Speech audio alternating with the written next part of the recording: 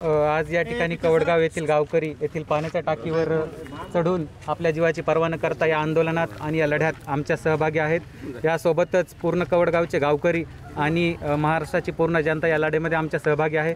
त्यासाठी मी त्यांचे आभार मानतो आणि यापुढे असंच त्यांनी आमच्या लढ्यामध्ये साथ द्यावी हीच त्यांना विनंती करतो। आणि यामध्ये मुख्य मागणी आणि येथील जे गावकरी या टाकीवर चढले आहेत त्यांची हीच मागणी आहे।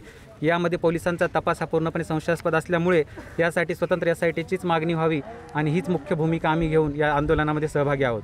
काल तुम्ही सातारा या ठिकाणी गेलात, काय नेमकं त्या ठिकाणी तुम्ही माहिती घेतली आहे, प्रशासनाकडून तुम्हाला कसं सहकार्य झालं? सातारा या ठिकाणी आम्ही गेल्यानंतर आम्हाला तेथील तपास अधिकारी DYSP विशाल खांबे सरांनी ऑटोप्सी रिपोर्ट दाखवला।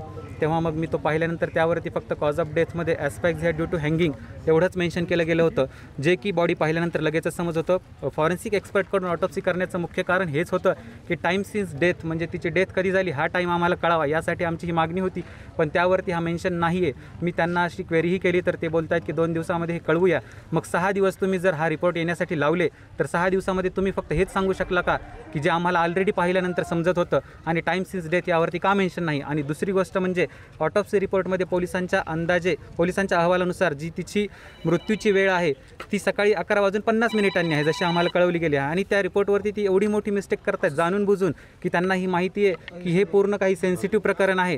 त्यामध्ये त्यांनी 11:50 AM लिहिण्याऐवजी 11:50 PM लिहिलं आहे। म्हणजे जर तुम्ही आम्हाला 8 वाजता कळवताय आणि तिच्या मृत्यूची वेळ 11:50 आहे, हे कसं काय होऊ शकतं? हे पूर्णपणे संशयास्पद आहे आणि याचा तपास लवकरच करण्यात यावा। आणि ह्यामध्येही जे काही पोलीस आहेत तेच आरोपी आहेत असं आम्हाला संशयास्पद वाटत असल्यामुळे स्वतंत्र SITची मागणी व्हावी हीच आमची भूमिका आहे।